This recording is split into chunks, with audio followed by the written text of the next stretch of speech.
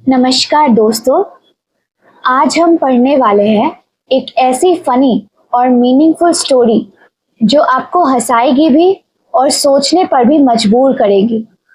तो हमारी स्टोरी का नाम है विद द फोटोग्राफर और इसको लिखा है मशहूर कैनेडियन लेखक स्टीफन लीकॉक ने। सोचो, एक इंसान अपनी फोटो खिंचवाने जाता है। सिंपल काम लगता है, लेकिन जो फोटोग्राफर उसके साथ करता है वो एकदम हिला देने वाली चीज है। और इस कहानी में ह्यूमर के पीछे एक बहुत गहरा मैसेज छुपा हुआ है। सोसाइटी हमें बार बार बदलने की कोशिश करती है और हम उस प्रेशर में अपनी असली पहचान खो देते हैं। तो चलते हैं line by line, word by word इस कहानी की गहराइयों में। तो पहले जानते हैं कि स्टीफन लीकॉक थे कौन। स्टीफन लीकॉक 1869 to 1944 एक कैनेडियन टीचर, पॉलिटिकल साइंटिस्ट और राइटर थे। यानी तीनों काम एक साथ, पढ़ाना भी, पॉलिटिक्स भी समझाना और लिखना भी। वो मशहूर क्यों थे? वो लाइट ह्यूमर के लिए जाने जाते थे। यानी ऐसी राइटिंग जो फनी हो, यानी जनता को हंसाए और उसमें माइल्ड क्रिटिसिज्म भी हो। समाज के लोगों की छोटी छोटी कमजोरियों पर प्रकाश डाले और ज्यादा ऑफेंसिव भी ना हो, ताकि किसी को हर्ट ना करे। इसका मतलब ये है कि लीकॉक ने फॉयबल्स पर लिखना पसंद किया। फॉयबल्स का मतलब होता है इंसान की छोटी छोटी कमजोरियां या मनोरंजक बुराइयां, जैसे ज्यादा मिरर में देखना या हमेशा लेट आना या फिर अपनी फोटो बहुत सीरियस लेना। अब हम जानते हैं इस स्टोरी के बैकग्राउंड के बारे में। विद द फोटोग्राफर स्टोरी पहली बार पब्लिश्ड हुई थी लेडीज कंपेनियन फॉर 1912 में। इसीलिए नरेटर उस जमाने की मैगजीन्स का जिक्र भी करते हैं। ये कहानी एक 40 साल के आदमी के बारे में है जिसका नाम नहीं बताया गया है, जो कि एक फोटोग्राफर के स्टूडियो में अपनी फोटो खिंचवाने जाते हैं। जो कुछ वहां होता है वो हंसाने वाला और दिल दुखाने वाला दोनों होता है। तो आज के कॉन्टेक्स्ट में हम फोटोशॉप, इंस्टाग्राम फिल्टर्स और ब्यूटी कैमरास के दौर में रहते हैं।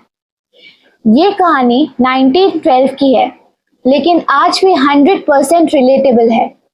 आज भी सोसाइटी कहती है कि थोड़ा और फेयर दिखो, ये एंगल सही नहीं है, वो एंगल सही नहीं है, ऐसा फिल्टर लगाओ। यही चीज लीकॉक ने भी दिखाने की कोशिश की है। तो अब हम अपनी स्टोरी की एक्सप्लेनेशन स्टार्ट करते हैं। I want my photograph taken, I said. The photographer looked at me without enthusiasm. Narrator कहते हैं, मैं चाहता हूं कि मेरी फोटो खींची जाए। तो वो फोटोग्राफर के पास जाता है और उनसे कहते हैं कि मेरी फोटो खींची जाए। फोटोग्राफर ने उसे देखा, लेकिन बिना किसी एक्साइटमेंट के। यानी फोटोग्राफर ने ऐसे देखा जैसे बोल रहा हो, उफ, फिर से एक और ऑर्डिनरी चेहरा आ गया। यहाँ विदाउट एंथुजियाज्म एक बहुत ही इंपॉर्टेंट वर्ड है। इसका मतलब बिना जोश के, बिना कोई खुशी के, उसके अंदर कोई एक्साइटमेंट ही नहीं थी।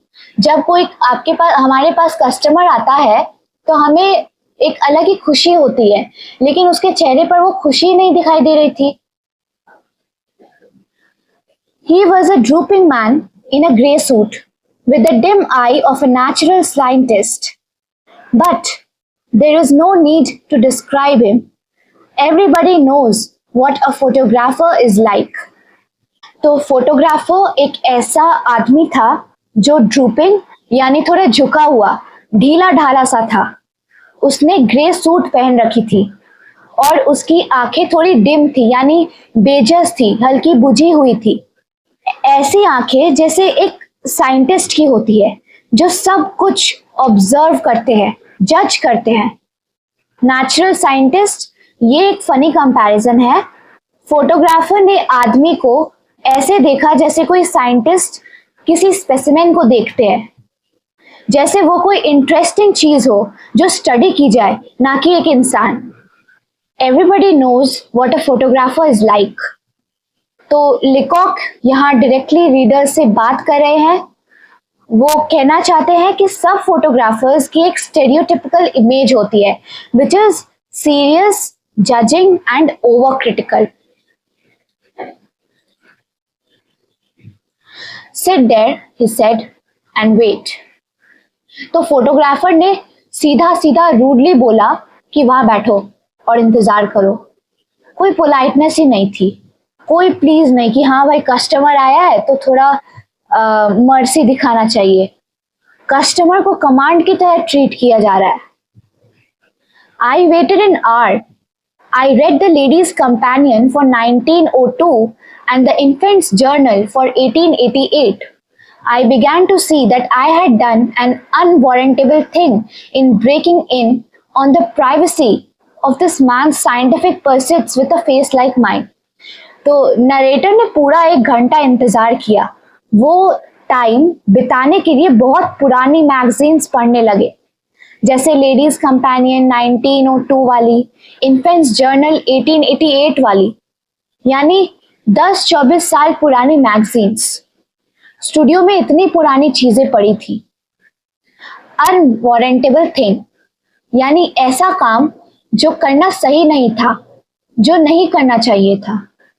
Breaking in on the privacy of this man's scientific पर्सुट्स।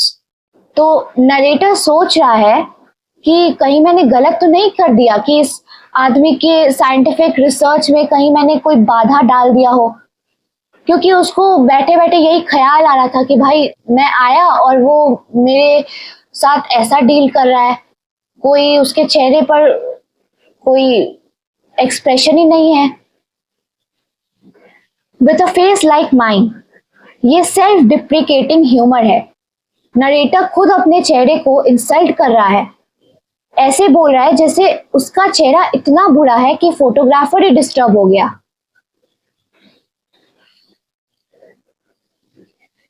After an hour, the photographer opened the inner door.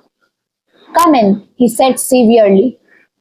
1 घंटे बाद फोटोग्राफर ने अंदर का दरवाजा खोला और बोला अंदर आओ। उसने बहुत ही सख्ती के साथ ही कहा।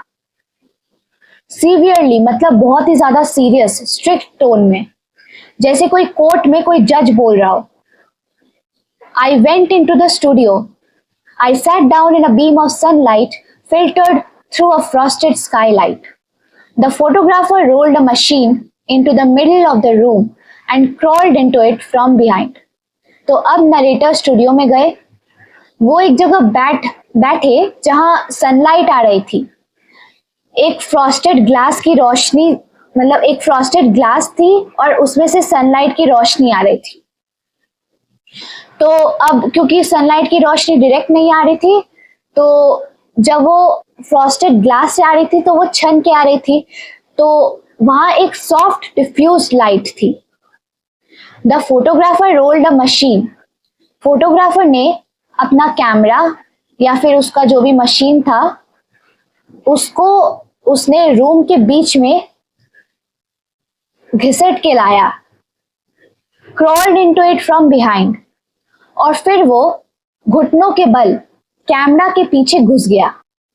ये इमेज बहुत फनी है। एक बड़ा आदमी कैमरा के पीछे रेंग रहा है। He was only in it a second, just time enough for one look at me, and then he was out again, tearing at the cotton sheet and the window panes with a hooked stick, apparently frantic for light and air. वो सिर्फ 1 second के लिए अंदर गया, बस एक बार narrator को देखा और फिर वो बाहर निकल आया। तेजी से कॉटन शीट और खिड़कियों का शीशा एक हुक्ड स्टिक से हटाने लगा, जैसे उससे ज्यादा रोशनी और हवा चाहिए थी। Apparently frantic, लगता था कि वो पागल हो गया। वो रोशनी के लिए अपने स्टिक से एकदम मतलब जल्दी जल्दी कर्टन्स एंड ग्लास को हटा रहा था। ये ह्यूमर है। एक फोटो के लिए फोटोग्राफर ऐसे बिहेव कर रहा था जैसे कोई साइंटिफिक एक्सपेरिमेंट चल रहा हो। Then he crawled back into the machine again and drew a little black cloth over himself. This time he was very quiet in there. I knew that he was praying and I kept still. When the photographer came out at last, he looked very grave and shook his head. फिर वो camera के अंदर घुस गया और एक काला कपड़ा अपने ऊपर डाल लिया। इस बार वो बिल्कुल क्वाइट था अंदर जब वो कैमरा के अंदर गया। नरेटर सोच रहा है, मैं जानता था वो प्रे कर रहा था, सो आई स्टेड स्टिल। तो नरेटर ने अपने मन में सोचा कि मुझे पता था कि वो कुछ ना कुछ तो प्रे कर रहा था कि हे भगवान, इस बार तो इसका पिक्चर अच्छा आ जाए, और इसीलिए नरेटर ने कुछ नहीं बोला तब। ये एक हिलेरियस इमेज है। एक फोटोग्राफर कैमरा के नीचे काले कपड़े में छुपा हुआ एंड नरेटर सोच रहा है कि वो प्रेयर कर रहा है।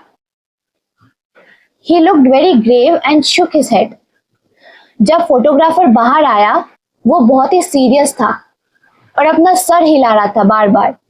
मतलब उसे कुछ समझ ही नहीं आ रहा था। उसे बहुत ही मतलब वो बहुत परेशान हो गया था कि भाई इसका चेहरा अच्छा ही नहीं दिख रहा है कोई भी एंगल से। The face is quite wrong, he said. फिर फोटोग्राफर ने बोला, आपका चेहरा ही बिल्कुल गलत है, बस सीधा, नो एक्सप्लेनेशन, जैसे डॉक्टर ने कह दिया सब कुछ ठीक नहीं है। सोचो आप फोटो खिंचवाने जाओ और फोटोग्राफर पहली चीज ये कहे कि तुम्हारा चेहरा ही गलत है, बेचारे इंसान का तो दिल ही टूट जाएगा।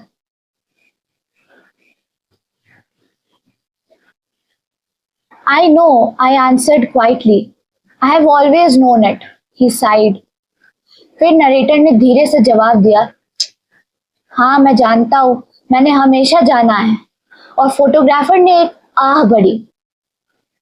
ये एक टचिंग मोमेंट है। नरेटर ऑलरेडी अपने चेहरे के बारे में इनसिक्योर है। वो सीधा बोल देता है, हाँ पता है मुझे कि मेरा चेहरा सही नहीं है, मेरा चेहरा बुरा लगता है। वो इतना दिल का साफ था कि वो गुस्सा होने के बजाय वो जो बोल रहा था फोटोग्राफर उसी को अपना लिया और बोलने लगा कि हाँ मेरा ही चेहरा गलत हो सकता है। लेकिन यहाँ जो फोटोग्राफर ने आह भरी थी ये क्या थी? फोटोग्राफर की आह बोल रही थी कि इतना बुरा चेहरा है कि फोटो बनाना भी मुश्किल है, या फिर वो सिंपैथी दिखा रहा था। दोनों पॉसिबिलिटीज ह्यूमरस है क्योंकि यहाँ पर एक ह्यूमर का सीन क्रिएट हुआ है। तो हम लोग 100% श्योर नहीं है कि वो क्या सोच रहा था, पर उसके आज से तो यही लगता है। I think, he said, the face would be better 3/4 full. I think, I answered quietly. I have always known it. Photographer बोला, मुझे लगता है कि चेहरा 3/4 फुल होने पर बहुत अच्छा लगेगा। मतलब सीधा नहीं, थोड़ा एंगल से फोटो लेनी चाहिए। 3/4 फेस यानी चेहरा पूरा सीधा नहीं, थोड़ा साइड से, लाइक जब हम लोग साइड फोटो लेते हैं। फोटोग्राफर्स इसका यूज करते हैं जब सीधा चेहरा उनको अच्छा ना लगे, यानी कि जब उन्हें jaw line, nose, cheek bones better दिखते हैं तब वो ये वाला चीज यूज करते हैं। So would I continued. How many faces one sees that are apparently hard, narrow, limited, but the minute you get them 3/4 full, they get wide, large, almost boundless in. Here, the photographer interrupted. Narrator agree करता हुआ बोल रहा था, हाँ, और देखो ना कितने चेहरे हैं जो सीधे देखने में टफ और नैरो लगते हैं, लेकिन जब 3/4 से देखो तो वाइड और बाउंडलेस लगते हैं। नरेटर फिलोसोफर बनने लगा फोटोग्राफर के सामने। वो अपनी बात ज्यादा बोल रहा था, लेकिन फोटोग्राफर ने टोका, यहाँ मतलब यहाँ बैठो, ठीक इस पोजीशन में। फोटोग्राफर का था कि हाँ हाँ बस तुम कुछ मत बोलो, मैं ही हूँ इस सब का बाप, मेरे को सब पता है, तुम ज्यादा ज्ञान मत बांटो।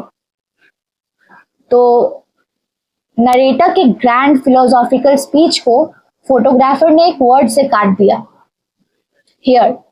एकदम एंटी क्लाइमैक्स है ये। इतनी बड़ी बात चल रही थी और फोटोग्राफर सिर्फ पोजीशन फिक्स करना चाहता था।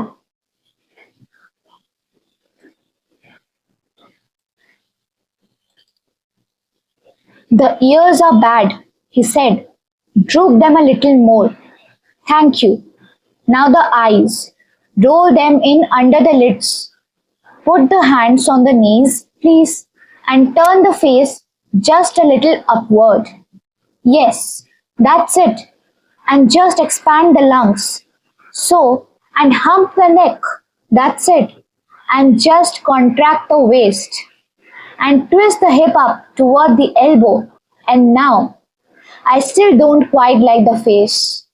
It's just a trifle too full, but तो फोटोग्राफर एकदम सर्जन की तरह इंस्ट्रक्शंस देने लगा। द ईयर्स आर बैड, कान अच्छे नहीं हैं। नरेटर के कान गलत है। फिर बोला, उन्हें थोड़ा और ड्रूपी करो, मतलब कानों को नीचे झुकाओ। अब आप बोलिए, क्या कोई अपने कान झुका सकता है? ये तो इमेजिनरी थिंग हो गई। Roll them in under the lids, आंखों को पलकों के नीचे अंदर करो, मतलब आंखें थोड़ी नीचे की तरफ करके हाफ क्लोज करो। हम्प द नेक, गर्दन को उठाओ, थोड़ा मोड़ो। और ये सब एक अजीब पोस्चर में, मतलब एक अजीब पोस्चर बना रहा था वो नरेटर के साथ, नरेटर को सारे इंस्ट्रक्शंस दे देकर। कॉन्ट्रैक्ट द वेस्ट, कमर को अंदर करो, मतलब सांस खींच के कमर पतली दिखाओ। Twist the hip up toward the elbow, कमर को कोहनी की तरफ ट्विस्ट करो, एल्बो की तरफ ट्विस्ट करो।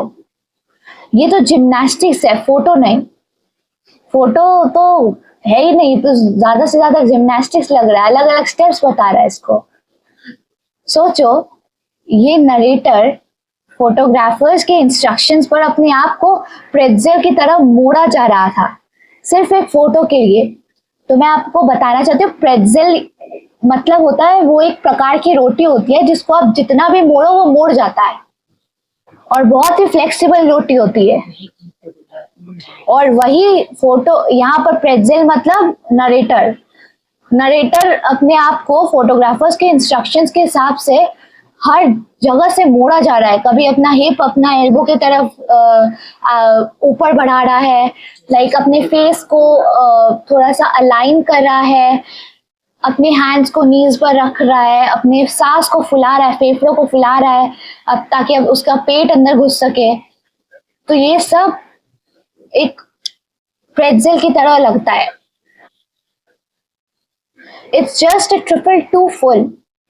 इतना सब कुछ करने के बावजूद फिर भी फोटोग्राफर सेटिस्फाइड नहीं है। उसने बोला, चेहरा थोड़ा ज्यादा फुल है। तो इतना सारा इंस्ट्रक्शंस देने के बाद, इतना सारा कॉम्प्लिकेटेड जिम्नास्टिक्स करवाने के बाद उसको तब भी उसके दिल में चैन नहीं मिला उसको। फिर भी वो बोला नरेटर को कि अभी भी कुछ तो कमी है आपके मुंह में, आपका फेस ही अच्छा नहीं है। लेकिन तब sneak the photograph was taken. Sneak एक आवाज, और फिर फोटो ले ली गई थी। आखिरकार इतने टॉर्चर के बाद फोटो ली गई थी।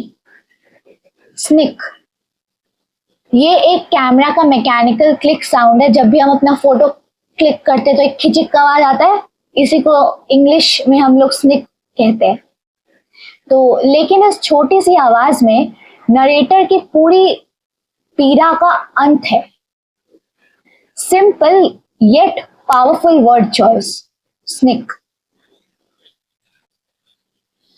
I swung myself round on the stool. Stop, I said with dignity. This face is my face. It is not yours. It is mine. I have lived with it for 40 years. and I know it's false. I know it's out of drawing. I know the only face, the only one I have. तो narrator फिर stool पर घूम गया। फिर उसने photographer से बोला पूरी डिग्निटी के साथ, रुको, ये चेहरा मेरा है, तुम्हारा नहीं, मेरा है। मैं 40 साल से इस चेहरे के साथ जी रहा हूं।